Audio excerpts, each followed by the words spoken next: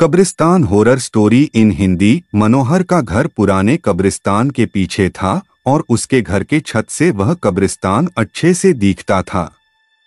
वह रोज उस कब्रिस्तान को पार करके ही अपने काम पर जाता था। मनोहर के दो बच्चे थे और दोनों बच्चे बड़े ही शैतान थे। बड़े बेटे का नाम रॉकी और छोटे बेटे का नाम विकी था। एक बार गर्मी की छुट्टियों में रॉकी और विकी की बहन सोनिया भी आई हुई थी। तीनों मिलकर रात के लगभग 12 बजे एक रूम में ट्रूथ और डेयर खेल रहे थे।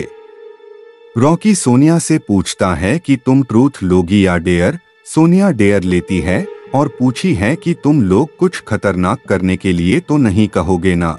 रॉकी, ये हुई ना बात, तो जाओ अब छत पर से घूम करके आओ और छत पर रखे गमले में से फूल तोड़कर लाना होगा, तभी हमें पता चलेगा कि तुम छत पर से आई हो। सोनिया, छत पर से तो कब्रिस्तान दिखता है। नहीं, मैं नहीं जाऊंगी। रॉकी और विकी दोनों सोनिया को छत पर जाने के लिए जबरदस्ती बोलते हैं।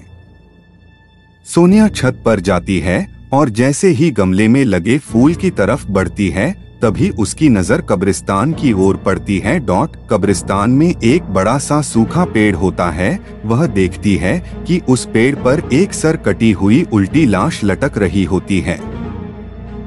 सोनिया उसे देखती है और जोर से चिल्लाती हुई बेहोश हो जाती है। फिर जब सोनिया बहुत देर तक छत पर से नहीं लौटती है तो रॉकी और विकी दोनों डर जाते हैं और वह छत पर जाकर के देखते हैं तो पाते हैं कि सोनिया बेहोश पड़ी है। वो तुरंत मनोहर को बुलाते हैं और सारी बात बताते हैं। मनोहर, तुम तीनों को ऐसा खेल खेलने की जरूरत क्या थी? और रॉकी, तुम तो जानते हो उस कब्रिस्तान के बारे में कैसी कैसी खबरें आती है, फिर भी तुम सोनिया को रात में छत पर जाने के लिए क्यों भेजा? रॉकी, सॉरी डैड, मुझसे गलती हो गई, हम आगे से ऐसा नहीं करेंगे। मनोहर, और फिर कभी दोबारा ऐसा काम किया तो तुम दोनों को उसी कब्रिस्तान में छोड़ आऊंगा। अच्छा सोनिया बेटी, ये बताओ तुमने वहां ऐसा क्या देख लिया था कि तुम वही बेहोश हो गई? सोनिया सहमी हुई हालत में मनोहर को सारी बात बताती है कि उसने क्या देखा। मनोहर ने उस कब्रिस्तान के बारे में ऐसी खबरें पहले भी सुनी हुई थी, इसलिए वह सोनिया को डांटता नहीं है और बच्चों को संभल कर रहने की सलाह देता है। एक दिन मनोहर को काम से छुट्टी मिलने में देर हो जाती है और उस दिन उसे ऑटो भी नहीं मिलता है। वह पैदल ही घर की ओर चल पड़ता है। इधर विकी और रॉकी दोनों आपस में बात करते हैं। रॉकी, विकी, तुम्हें क्या लगता है सोनिया ने जो कहा वो सच है? मुझे तो लगता है कि वो सिर्फ बातें बना रही है, वो उसका भ्रम होगा।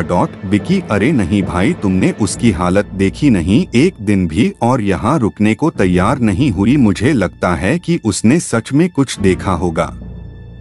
रॉकी, चलो हम कब्रिस्तान में जाकर खुद ही देख लेते हैं।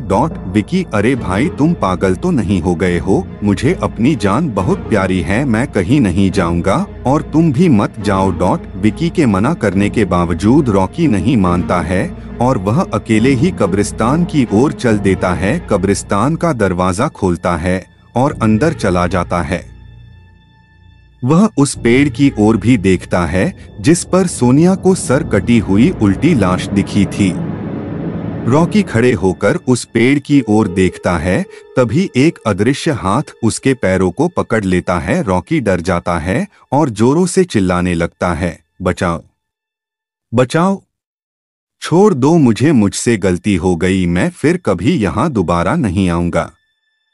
दूसरे कोने पर एक कब्र होती है जो कि खुली हुई होती है, उसके ऊपर खून लगा हुआ होता है। वह अदृश्य हाथ रॉकी को खींच कर लाते हैं और उस कब्र में ढकेलने की कोशिश करने लगते हैं। रॉकी चिल्लाता है, छोड़ दो, मुझसे गलती हो गई, मैं फिर यहाँ कभी नहीं आऊंगा, मुझे मत मारो, मुझे जाने दो। मनोहर काम से पैदल घर पहुँचने वाला ही होता है। जैसे ही वह कब्रिस्तान से गुजरता है उसे रॉकी की आवाज सुनाई देती है।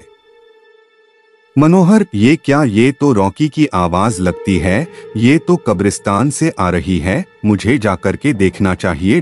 मनोहर कब्रिस्तान में चारों ओर देखता है लेकिन रॉकी कहीं नहीं दिखाई देता है। वह घर लौटकर आ जाता है और विकी से पूछता है कि रॉकी कहाँ है। Vertical bar. विकी, पापा मेरे बार बार मना करने के बावजूद भी रॉकी कब्रिस्तान में चला गया। वो जानना चाहता था कि सोनिया जो कह रही थी वो सच है या नहीं। मनोहर, हमारे पास समय बिल्कुल भी नहीं है। जाओ, घर के मंदिर में शंख में जो जल रखा है वो जल्दी से लेकर आओ। हमें रॉकी को खोजने कब्रिस्तान जाना पड़ेगा। विकी वो जल लेकर आता है। मनोहर और विकी कब्रिस्तान में जाते हैं। मनोहर जल छिड़कता है, फिर उसे किसी के घसीटने का निशान दिखाई देता है। वह समझ जाता है और फिर उस निशान का पीछा करते हुए उस कब्र तक पहुंच जाता है।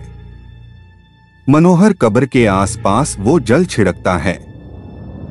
कब्र से अजीब अजीब सी आवाजें आती है। विकी बहुत डर जाता है।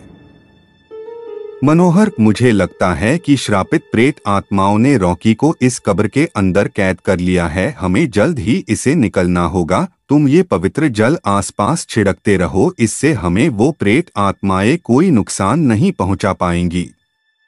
मैं कब्र को खोलने की कोशिश करता हूँ। मनोहर उस कब्र को खोलने की बहुत कोशिश करता है। अंत में वह कब्र खुल जाती है। उसके अंदर रॉकी लथपथ बेहोश पड़ा होता है। मनोहर रॉकी को लेकर हॉस्पिटल जाता है। उसकी हालत बहुत गंभीर होती है।